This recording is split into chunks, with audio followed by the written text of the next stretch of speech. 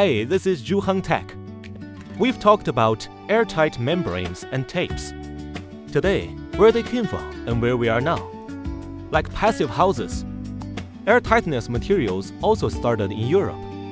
Over 100 brands worldwide, easy to find in any hardware store across Europe.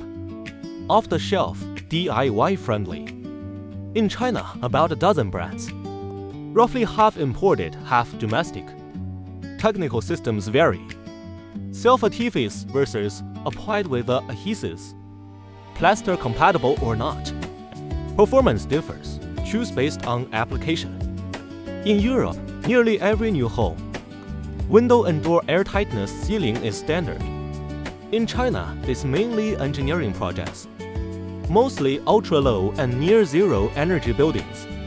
Market share is still small, but retrofits and standard energy-saving builds can use it too. Better comfort for any home. I believe the market here will only grow. Follow Zhuheng for more on building airtightness.